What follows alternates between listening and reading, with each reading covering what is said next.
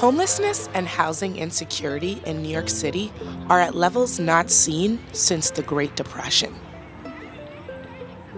You have folks who are in our shelters, which are busting at the seams. You have families that are sleeping in shifts in apartments because they all have to come together in order to just afford a place to stay. We have a homeless population. Time for us to look at a 21st century method of making sure that we take care of the needs of our people.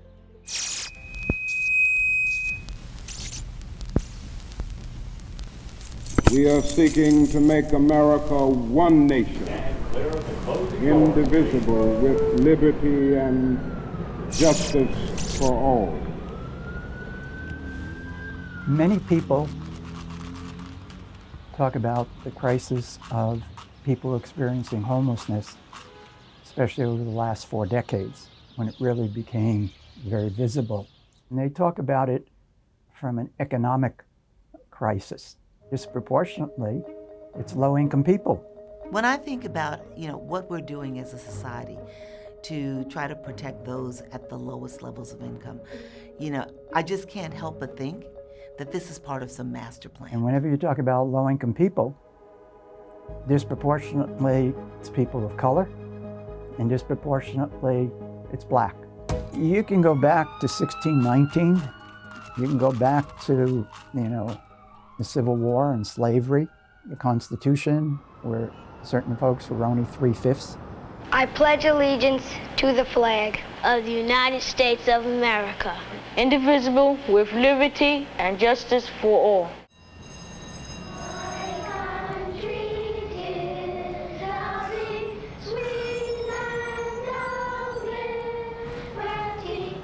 If the homeless crisis in New York City was overwhelmingly Caucasian, I think we would have dealt with the issue a lot differently. 70,000 people in the shelter system, plus we've got about 4,000 street homeless people. It really is a crisis now.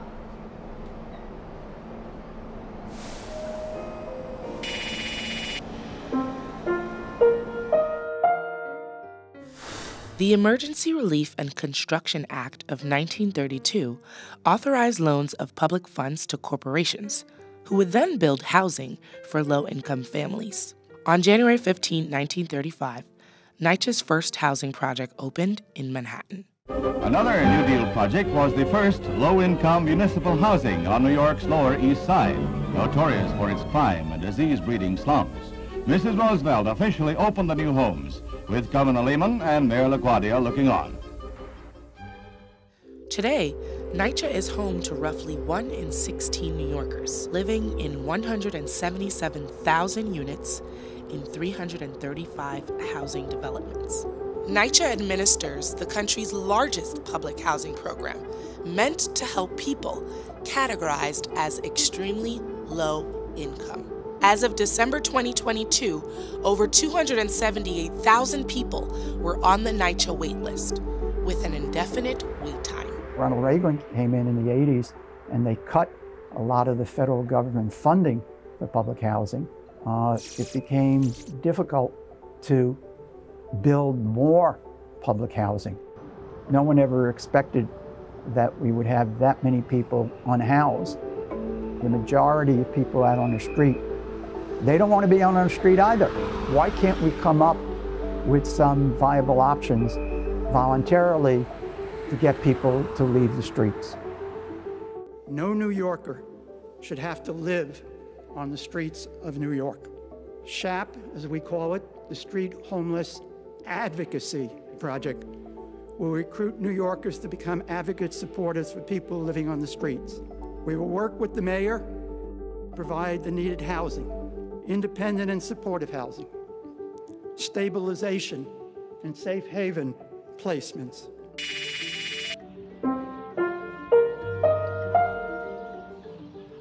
In 1979, New York became the only state to establish a right to shelter. Aid, care, and support for the needy is of public concern and shall be provided by New York State, and the subdivisions. What we've now discovered since the 80s is that the congregate shelter model is not ideal. The average stay in a shelter ranges from roughly 18 months to 2.5 years. Families entering shelters predominantly come from a few clustered zip codes in the city's poorest neighborhoods, with the highest rates in Brooklyn.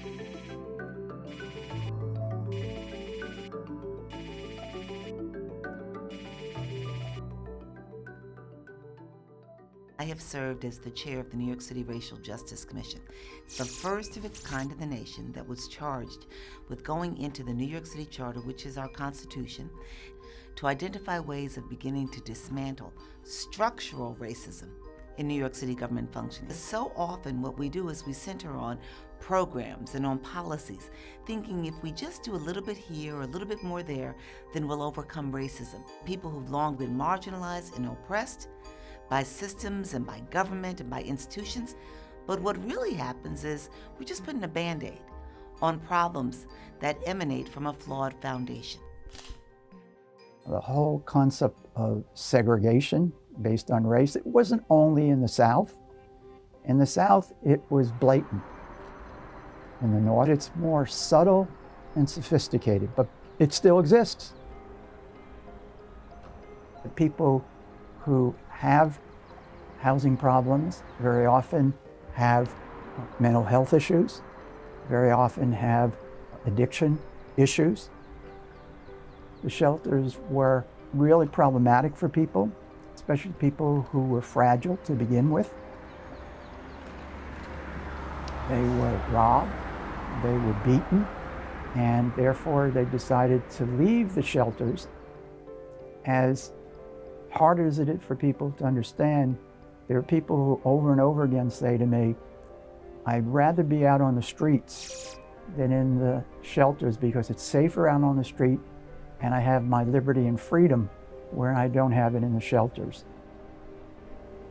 2022 saw a 58% increase in the number of residents citywide who died in the shelters compared to 2019. The question then becomes, what viable options does the person have? Equity must be a part of the New York story, just as it is part of the American dream. And building more housing is one of the best ways of creating wealth and economic opportunity. Home ownership still is a very critical gateway. There's always been a challenge for Black families in terms of purchasing homes, and that has been a long, storied part of discrimination in our nation. The correlation between housing and race goes back to housing discrimination. Very often people would have to go to a bank in order to get a loan, in order to have money for the mortgage. Redlining was a practice banks used to deny mortgages to residents in specific neighborhoods the banks viewed as a financial risk. Many families were redlined, declined in their applications to seek units in certain buildings. And so there's always been a challenge for Black families.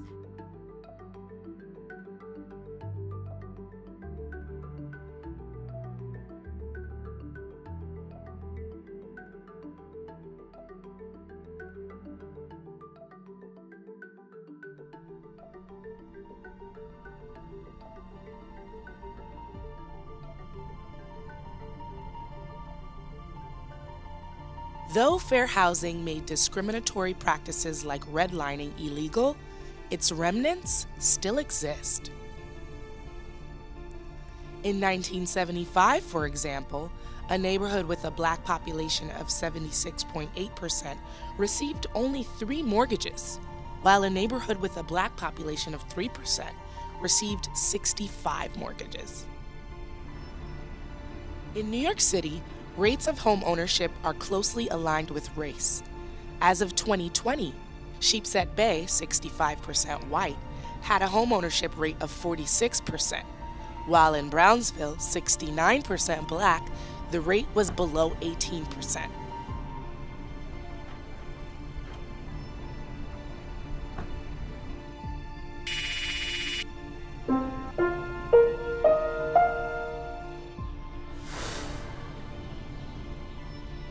York City is a renter city where half of the residents can't afford to live here.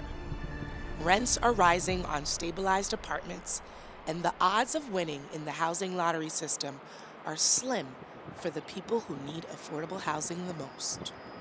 Good evening. I'm Nestor Davidson, Chair of the New York Rent Guidelines Board. This is the 5th meetings and hearings to determine lease adjustments for rent-stabilized housing units in New York City. There was an outcry from people who have lived in this district for generations now. Affordability was not even a reality for them. I went back with my staff to take a look at what was the driver of this escalation, and sure enough, it was the AMI. AMI was created as part of the Federal Housing Act of 1937 by HUD, Housing and Urban Development, intended to determine the lower income persons in need of housing support. It created public housing. AMI is determined in part by incomes within a specific geographic area. When you add those high wealth counties within the state with the city of New York, which overwhelmingly at the time that this came together was working class, create a new dynamic in terms of what the average income is for the area. So you lined up at 101 people, right? 50 people at one level, 50 people on the other. The 51st person is the person whose income they're going to look at and say, that's the area median income. So they're looking at who falls dead smack in the middle. New York City's AMI calculation includes more variables than just income. It factors in market rents, skewing the number higher since the city is a high market rental area. Housing Preservation Development and Housing and Urban Development takes a look at that number and says, now let's determine what eligibility for affordable housing should be. Over time, AMI is becoming increasingly disconnected from real New York City incomes. The city's AMI for 2022 was $93,400 for an individual. The median income for individuals in New York City was $70,000, $23,000 lower than the AMI. That's not the only discrepancy the AMI number presents. HUD organizes residents by income bands in order to determine eligibility for affordable housing. The term low-income housing doesn't necessarily translate to housing those with the lowest income. Well, the way that it's structured is that you could be making $100,000, $90,000, and be at 80% of AMI, and now you're eligible for some forms of affordable housing. We're all witnessing a real estate boom throughout the city of New York, and it's that area median income calculation that provides real estate developers with sort of their baseline for developing properties. Baked into the development costs is the actual cost of building, in addition to what those units would have to go for in order to recoup and make profits from developing in the city of New York. And when you have an inflated AMI for a specific geographic area like New York City, that creates the conflict, the clash. What that is allowing for is for people who have higher levels of income to be in greater demand and to be more attractive to the landlords, to the developers. If you have developers who are saying, I want to target people at the 80% AMI because I want to charge a higher rent, those people who are at the lower level, at 50% of AMI or 30% of AMI, meaning that they are the extremely low-income persons, they're not going to be able to compete, leaving people, as we've always done, at the lowest levels of income to have to just kind of play a game of survival.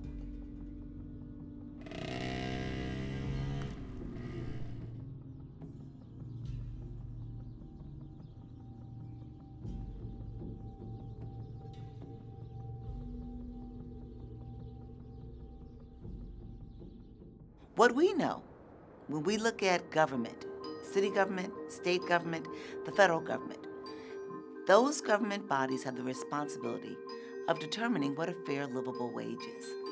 They also have the responsibility of determining who is eligible for critical income supports, like housing. The true cost of living is a measure that we converted into a ballot proposal that New Yorkers voted on by more than 82%, saying, let's measure what it truly costs to live here. Because if we know what it truly costs, then we have a better data point for determining who's in need of supports and what a fair wage is. Let's not just play with the AMI, because there are a significant number of people who can't get a fair chance at an affordable home. When you are increasing levels of eligibility for affordable housing, but not increasing wages for people who are at the lowest rungs, you know that essentially what you're doing is you're relegating people at the lowest levels to shelter. Shelter. And it's suggesting if we just have more shelter for people at the lowest levels, then all's going to be right. No, what we're doing is we're allowing them, enabling them to live in a perpetual state of poverty. And we're giving a handout to people at higher levels of income to help them stay where they need to be. Congresswoman Clark has co-sponsored legislation that would address outdated AMI formulas. We've got to do something to ease the burden. It's critical that HUD really earnestly do this work so that we're not seeing the hemorrhaging of families, particularly Black families. This legislation deals specifically with the AMI, asking HUD, which is the agency that has the expertise resident in it, to look at ways in which we can adapt an AMI specific to the city of New York that would make it possible for us to look at the range of incomes and provide housing for it. Systemic racism, it's not just individual people having prejudice, bigotry. It's our systems that, whether conscious or unconscious, wind up creating the barriers for some of our people. And if you're talking about equal justice under the law, what that means is that we treat people equally. Freedom, justice, and equality for all, not just some.